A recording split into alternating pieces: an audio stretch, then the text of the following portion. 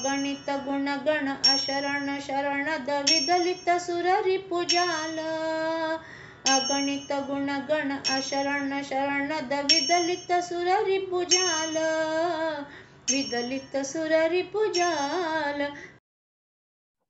नमस्कार। भागवत संहिता वाचन या वाक्यज्ञामध्ये आपणा सर्वांचं मनपूर्वक स्वागत। आणि एक आठवड्याच्या सुट्टीनंतर आपण पुन्हा एकदा आपल्या भागवत संहिता वाचनाला सुरुवात करत आहोत। आपल्या हृदयस्थ जनार्दनाला माझा साष्टांग दंडवत। ध्यान श्लोकाला मी सुरुवात करते। ओम नमो भगवते वासुदेवाय। ओम नमो भगवते वासुदेवाय। ओम नमो भगवते वासुदेवाय।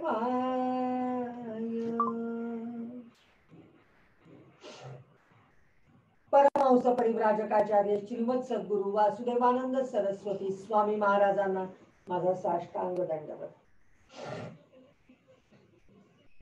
कस्तूरी तिलकं ललाट पटले वक्षस्थले कौस्तुभं नासाग्रे वरमौक्तिकं करतले वेणुः करे कंकणं सर्वांगे हरिचन्दनौ सुललितं कंठे च मुक्तावली गोपस्त्री परिवेष्टितो विजयते गोपाल चूडामणिः। कृष्णाय वासुदेवाय हरये परमात्मने क्लेशनाशाय गोविन्दाय नमो नमः। श्रूयतां देवदेवेश नारायण जगत्पते त्वदीये नामधानेन कथयिष्ये शुभाः कथाः। तत्रैव गंगा यमुना त्रिवेणी गोदावरी सिंधु सरस्वती च सर्वाणि तीर्थानि वसन्ति तत्र यत्राच्युतो प्रसंगः। वक्रतुंड महाकाय कोटिसूर्य समप्रभ निर्विघ्नं कुरु मे देव सर्वकार्येषु सर्वदा।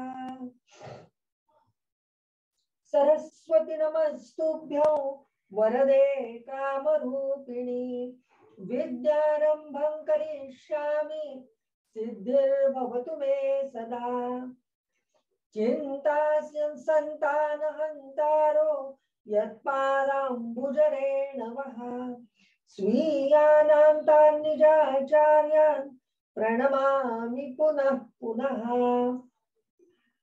नमस्ते भगवन् व्यास वेदशास्त्रार्थ कोविद ब्रह्म विष्णु महेशानां मूर्ते सत्यवती सुत शुकरूप प्रबोधज्ञ सर्वशास्त्र विशारद एतत् कथा प्रकाशेन मद्दशानौ विनाशय। श्री गणेशाय नमः। श्री सरस्वत्यै नमः। श्री गुरुभ्यो नमः। श्री भगवते गोपाल कृष्णाय नमः। श्री नारदादि भागवतेभ्यो नमो नमः।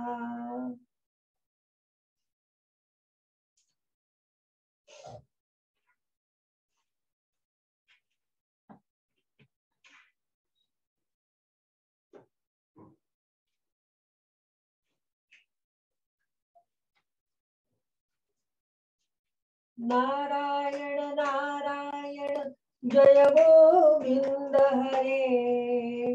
नारायण नारायण जय गोपाल हरे। नारायण नारायण जय गोविंद हरे। नारायण नारायण जय गोपाल हरे।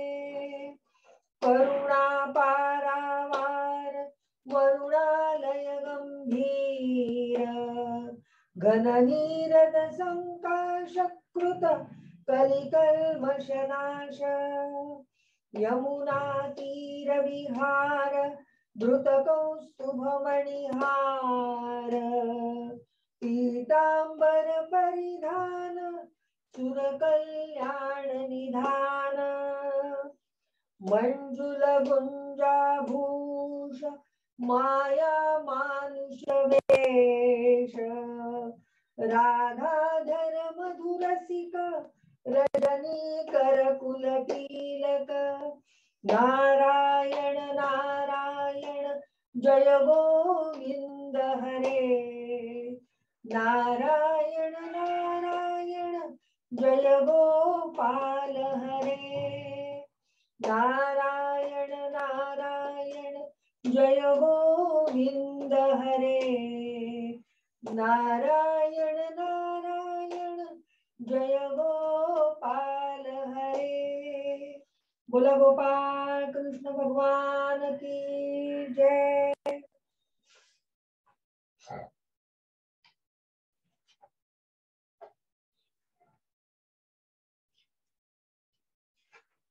आपला पंचम स्कंध चालू आहे आणि पंचम स्कंधातले सुट्टीला जाण्यापूर्वी आपले 20 अध्याय पूर्ण झालेले आहेत आणि आज आपण 21व्या अध्यायाकडे वळणार आहोत।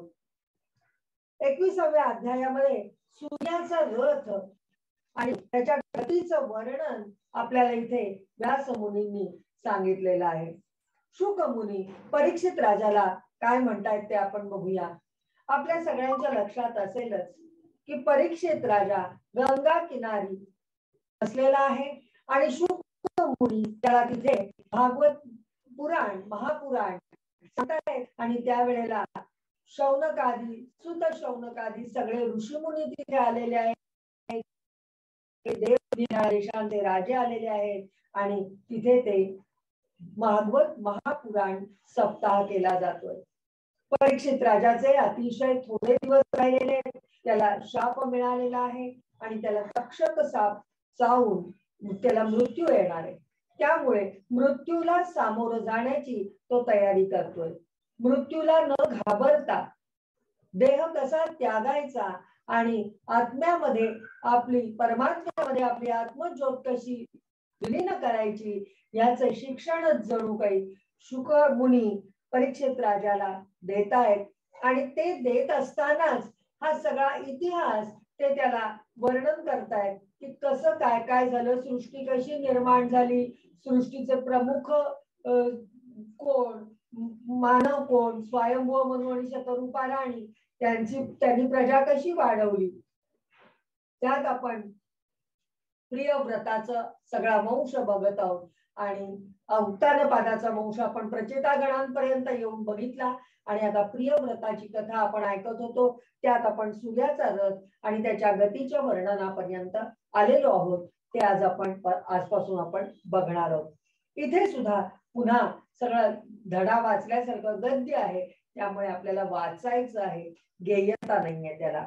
श्री शुक उवाच एतावानेव भूवलयस्य सन्निवेश प्रमाण लक्षणतो व्याख्यातः एतेन हि दिवो मंडलमानन् तद्विद उपदिशन्ति यथा द्विदलयोर निष्पावादिनान्ते अंतरेणांतरिक्षं तदुभय संधितम। श्री शुकाचार्य म्हणतायत परिमाण आणि लक्षणांसहित या भूमंडलाचा एकूणच विस्तार एवढा मोठा सांगितलेला आहे। याच्याच आधाराने विद्वान लोक द्युलोकाचेही परिमाण सांगतात। जसे द्विदल धान्याच्या 2 दलांपैकी एकाचे स्वरूप जाणल्याने दुसऱ्याचे सुद्धा जाणता येते, त्याचप्रमाणे भूलोकाच्या परिमाणानेच द्युलोकाचे परिमाण सुद्धा जाणून घेतले पाहिजे। कालमापन आपण बघितलं, त्यावेळेला आपण परिमाण बघितलं। भूलोकावर कुठलं परिमाण आपण वापरतो, तसंच द्युलोकामध्ये कुठलं परिमाण वापरलं जातं, मोजमाप काय आहे त्याचं ते आपण बघणार आहोत। या दोन्हींच्या मध्ये अंतरिक्ष आहे। भूलोक द्युलोक याच्या मध्ये अंतरिक्ष आहे, हे या दोघांचे संधिस्थान आहे। म्हणजे दोघंही तिथे एकमेकांना गाठतात किंवा मध्यभाग हा संधिस्थान म्हणजे अंतरिक्ष आहे. यन मध्यगतो भगवांस्तपतां पतिस्तपन आतपेन त्रिलोकीं प्रतपत्यवभासयत्यात्मभासा स एष उदगयन दक्षिणायन वैषुवत संज्ञाभिर्मान्य शैग्र्य समानाभिर्गतिभिरारोहणा वरोहणादिषु यथा सवनमभिपद्यमानो मकरादिषु राशिष्व होरात्राणि दीर्घ ह्रस्व समानते. यांच्या मध्यभागी असणाऱ्या म्हणजे द्यूलोक आणि भूलोक यांच्या मध्यभागी असणाऱ्या अंतरिक्षामध्ये ग्रह आणि नक्षत्रांचा अधिपती भगवान सूर्य आपली प्रकाश आणि उष्णता यांनी तिन्ही लोकांना तापवित आणि प्रकाशित करीत असतो. हे तर आपल्या सगळ्यांना माहितीच आहे की सूर्य आपल्याला प्रकाश देतो, उष्णता देतो. तो उत्तरायण, दक्षिणायन आणि वैषुवत नावाच्या अनुक्रमे मंद, जलद आणि समान गतीने समयानुसार मकर इत्यादी राशीमध्ये वर खाली आणि समान स्थानात राहून दिवस रात्रीना मोठे, लहान किंवा समान करतो. आता आपल्याला सगळ्यांना माहिती आहे की दक्षिणायन चालू होतं, त्यानंतर आता उत्तरायण सुरू होईल. सूर्य आता 14 तारखेला 14 जानेवारीला मकर राशीत प्रवेश करेल, म्हणजे त्याचं संक्रमण होईल. त्याला आपण संक्रांती सण साजरा करतो आणि त्यामुळे दिवस रात्र कसे मोठे आणि लहान होतात याचा आपल्याला अनुभव आहे. दिवस लहान लहान होत जातील आणि पुन्हा मग काही महिन्यांनी दिवस मोठा होत जाईल. याचं वर्णन आपल्याला सगळं की कसं होतं, ते कशामुळे होतं ते आपल्याला या सूर्याच्या रथघंटेच्या गतीच्या वर्णनातून बघायला मिळणार आहे. पुढे बघा, 4थ्या श्लोकाकडे मी वळती आहे. यदा मेष तुलयोर वर्तते तदा होरात्राणि समानानि भवन्ति यदा वृषभादिषु पंचसु च राशिषु चरति तदा हान्येव वर्धन्ते रसति च मासी मास्येकैका घटिका रात्रिषु यदा वृश्चिकादिषु पंचसु वर्तते तदा होरात्राणि विपर्ययानि भवति. जेव्हा सूर्य मेष किंवा तूळ राशीमध्ये असतो तेव्हा दिवस आणि रात्री समान होतात. आता इथे ज्योतिषी किंवा खगोलशास्त्र जाणणारे जे असतात त्यांना हे सगळं ज्ञान असतं. आपल्यासारख्या सामान्यांना ते माहिती नसतं, पण भागवताच्या माध्यमातून आपल्याला सुद्धा ते समजू शकतं की जेव्हा सूर्य मेष किंवा तूळ राशीमध्ये असतो तेव्हा दिवस रात्री समान असतात. जेव्हा वृषभ इत्यादी 5 राशीत असतो तेव्हा दरमहा रात्र एक घटका कमी होत जाते आणि त्याच हिशोबाने दिवस मोठा होत जातो. जेव्हा सूर्य वृश्चिक इत्यादी राशीत 5 राशीत असतो तेव्हा दिवस आणि रात्र यामध्ये त्याच्यात परिवर्तन होतं. अशा प्रकारे दक्षिणायन सुरू होईपर्यंत दिवस मोठा होत जातो आणि उत्तरायण सुरू होईपर्यंत रात्र मोठी होत जाते. 6वं यावत दक्षिणायन महानी वर्धन्ते यावदुदगयनम रात्रयः. याचा अर्थ आता आपण बघितला की अशा प्रकारे दक्षिणायन सुरू होईपर्यंत दिवस मोठा होत जातो आणि उत्तरायण सुरू होईपर्यंत रात्र मोठी होत जाते. 7व्या श्लोकाकडे वळूया. एवं नवकोट्य 150 लक्षाणि योजनानां मानसोत्तर गिरी परिवर्तनस्योपदिशन्ति तस्मिन्नैन्द्रिं पुरीं पूर्वस्मान् मेरोर्देवधानीं नाम दक्षिणतो याम्यां संयमनीं नाम पश्चात् वारुणीं निम्नलोचनीं नाम उत्तरतः सौम्यां विभावरीं नाम तासुदय मध्याह्नास्तमय निशिथानिति भूतानां प्रवृत्ति निवृत्ति निमित्तानि समय विशेषेण मेरोश्चतुर्दिशम्. अशा पंडित मानसोत्तर पर्वताभोवतीचा सूर्याच्या प्रदक्षिणेचा 9 प्रदक्षिणेचा जो मार्ग आहे तो 9,51,00,000 योजने इतका सांगतात. विद्वान लोक आपल्याला सांगतात की सूर्याचा प्रदक्षिणेचा मार्ग केवढा मोठा आहे, तर 9,51,00,000 योजनांमध्ये मोजमाप केलं जात आहे. त्या पर्वतावर मेरूच्या पूर्वेकडे इंद्राची देवधानी, दक्षिणेला यमराजाची संयमनी, पश्चिमेला वरुणाची निम्नलोचनी आणि उत्तरेला चंद्राची विभावरी नावाची नगरी आहे. हा जो सूर्य 9,51,00,000 योजने फिरतो आहे, त्या मार्गावरती मेरू पर्वताच्या पूर्वेकडे इंद्राची नगरी आहे, दक्षिणेला यमराजाची नगरी आहे, त्यांची नावं दिलेली आहेत, देवधानी, संयमनी. पश्चिमेला वरुणाची निम्नलोचनी नावाची नगरी आहे, उत्तरेला चंद्राची विभावरी नावाची नगरी आहे. या नगरींमध्ये मेरूच्या चारी बाजूना वेळोवेळी सूर्योदय, मध्यान्ह, सायंकाळ आणि मध्यरात्र होत राहतात. यांच्याचमुळे सर्व जीव काम सुरू करतात किंवा थांबवतात. हा अनुभव तर आपण भूलोकावर घेतोच ना, की सर्व जीव सूर्य उगवला की आपण कामाला लागतो आणि सूर्य मावळला की अंधार झाला की रात्र झाली की आपण विश्रांती घेतो. 8वा श्लोक बघा. तत्रत्यानां दिवस मध्यगत एव सदादित्यस्तपती संव्येनाचलम दक्षिणेन करोति. जे लोक सुमेरू पर्वतावर राहतात त्यांच्या माथ्यावर नेहमी सूर्य असतो. तो आपल्या गतीने अश्विनी इत्यादी नक्षत्रांमध्ये जात असता, जरी मेरूला डाव्या बाजूने ठेवून जात असला तरी सर्व ज्योतिमंडल फिरवणाऱ्या व नेहमी उजव्या बाजूने वाहणाऱ्या प्रवाह नावाच्या वायूने फिरवल्यामुळे तो त्याला उजवीकडे ठेवून चालतो असे वाटते. सुमेरू पर्वतावर राहणाऱ्या, पर्वताच्या परिसरात राहणाऱ्या लोकांना मात्र सूर्य हा नेहमीच माथ्यावर असतो. आपल्याकडे सूर्य वर वर यायला लागतो, मग माथ्यावर येतो, पुन्हा पश्चिमेकडे कलायला लागतो, हे आपल्याला माहिती आहे. आपण त्याचा अनुभव नेहमी घेतो. पण सुमेरू पर्वतावर मात्र तो कायम माथ्यावर असतो आणि तो आपल्या अश्विनी नक्षत्रांमध्ये ज्या वेळेला प्रवास करतो त्यावेळेला सर्व ज्योतिमंडल फिरवणाऱ्या, नेहमी उजव्या बाजूने वाहणाऱ्या प्रवाह नावाच्या वायूने फिरवल्यामुळे तो त्याला उजवीकडे ठेवून चालतो असे वाटते. सूर्य उजवीकडे ठेवून चालतो असे त्याला वाटते, किंवा मेरू पर्वत उजवीकडे, सुमेरू पर्वत उजवीकडे ठेवून सूर्य जातोय असे वाटते.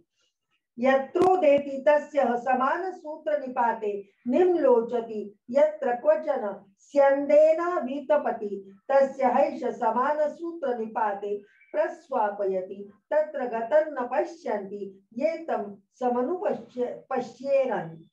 ज्या भागात सूर्याचा उदय होतो त्याच्या बरोबर दुसऱ्या बाजूच्या भागात त्याचा अस्त होताना दिसतो आणि जेथे तो लोकांना तापवून घामे घूम करतो त्याच्या बरोबर विरुद्ध बाजूला मध्यरात्र असल्यामुळे तो लोकांना झोपवतो.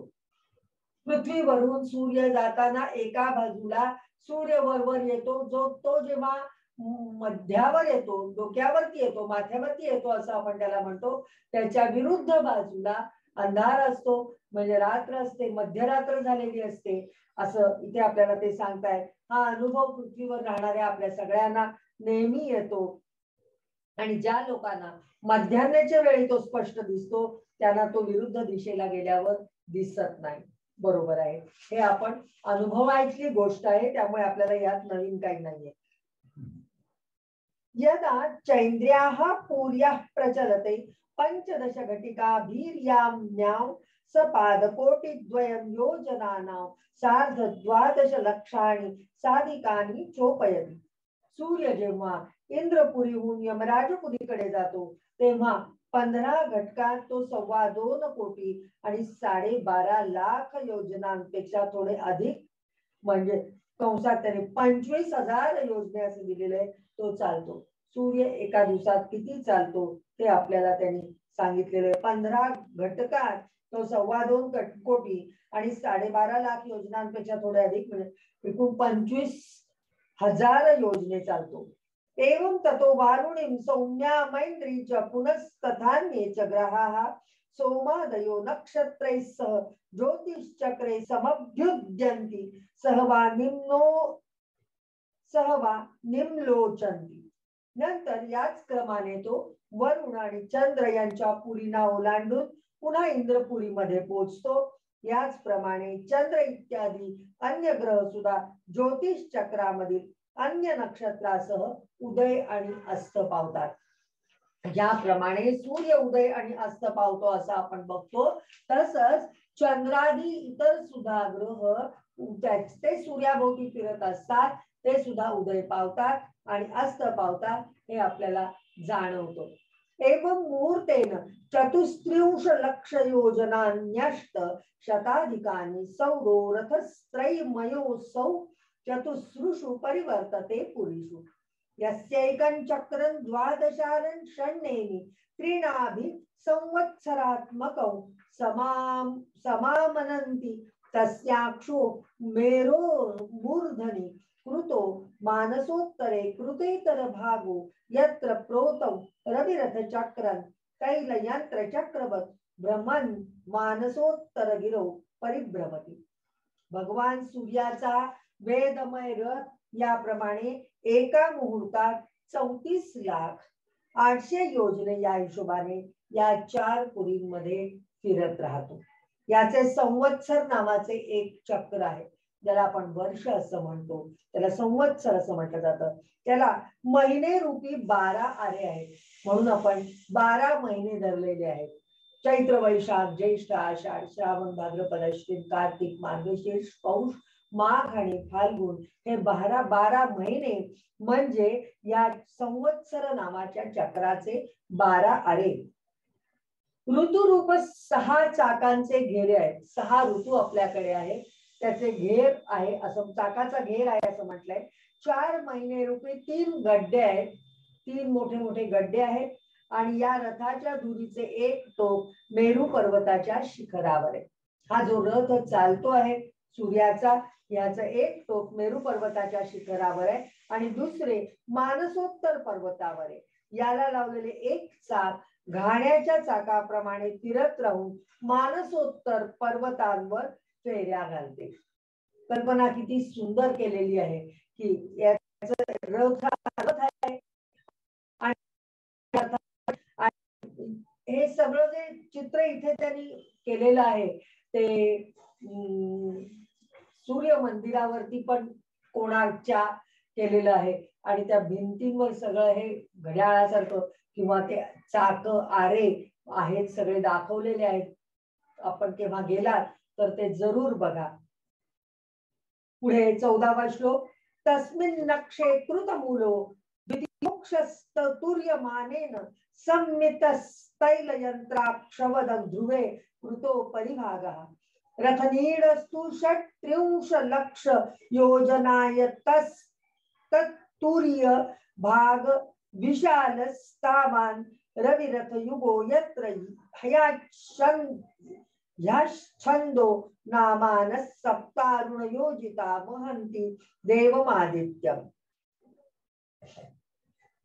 या धुरीला जिचा मूळ भाग जोडलाय अशी आणखी एक धुरी आहे। तिची लांबी मूळ धुरीच्या 1/4 आहे। तिच्या वरचा भाग तेल घाण्याच्या धुरीप्रमाणे ध्रुव लोकाला लागलेला आहे। ह्या संबंध कसे जोडलेले आहेत एकमेकांशी हे इथे आपल्याला ते दाखवत आहेत। या रथातील बैठक 36 लाख योजने लांब आणि 9 लाख योजने रुंद आहे। केवढा मोठा रथ हा असला पाहिजे। त्याचे जू सुद्धा 36 लाख योजनेच लांब आहे। त्याला अरुण नावाच्या सारथ्याने गायत्री इत्यादी छंदांच्या नावे असलेले 7 घोडे जोडलेले आहेत। गायत्री त्रिष्टुभ ही जी आपल्याला छंदांची नावं आपण साहित्यातल्या वाचतो ते इथे घोडे आहेत असं म्हटलेलं आहे। तेच या रथावर बसलेला भगवान सूर्याला घेऊन जातात। ते जे घोडे आहेत ते या रथावर बसलेला जो सूर्य आहे त्याला घेऊन जातात असं म्हटलेलं आहे। पुढे बघा 16वा श्लोक, पुरस्तात् सवितुर ऋण चाच नियुक्त सौत्ये कर्मणी किला असते तथा वालखिल्या ऋषयोंगुष्ठ मात्राः षष्टिसहस्राणि पुरत सूर्य सूक्त वाकाय नियुक्ता संस्तुवन्ति. सूर्यापुढे त्याच्याचकडे तोंड करून बसलेला अरुण हा त्याचा सारथी आहे. भगवान सूर्यांसमोर अंगठ्याच्या पेरा एवढ्या आकाराचे वालखिल्य नावाचे 60,000 ऋषी स्वस्ती वाचनासाठी नियुक्त केलेले आहेत. कल्याणकारक असे स्तोत्र म्हणण्यासाठी त्या वालखिल्य ऋषींची नियुक्ती केलेली आहे आणि ते सूर्याची स्तुती करत असतात. हे वालखिल्य म्हणजे ऋषी म्हणजे क्रतु ऋषी आणि त्यांची पत्नी क्रिया हिचे हे 60,000 पुत्र आहेत. हे अंगठ्याच्या आकाराचे आहेत. ते आपल्याला इथे त्यांनी सांगितलंच की अंगठ्याच्या पेरा एवढ्या आकाराचे, पूर्ण अंगठ्याच्या एवढे सुद्धा नाही तर अंगठ्याचं पेर जेवढं असतं तेवढ्याच आकाराचे हे आहेत. तिसऱ्या स्कंधामध्ये अध्याय 12 मध्ये 43व्या श्लोकामध्ये वृत्तीभेदाने वानप्रस्थाश्रमाचे भेद सांगितलेले आहेत. त्याच्यात एखानस वालखिल्य औदुंबर फेनप वालखिल्याचा उल्लेख केलेला आहे. म्हणजे इथे ते ऋषी आहेत असं म्हटलेलं आहे, पण वानप्रस्थाश्रम जर घ्यायचा असेल तर ते 3 भेदाने घेता येतो. त्यातल्या वृत्ती भेदाने घेतल्यानंतर जो 4 प्रकार पडतात त्यातला एक वालखिल्य हा प्रकार आहे असंही म्हणायला हरकत नाही. म्हणजे वेगवेगळ्या मार्गाने आपल्याला वालखिल्याचा उल्लेख इथे पाहायला मिळतो. तर हे वालखिल्य ऋषी सूर्याची स्तुती गात त्याच्या रथासमोर बसलेले आहेत.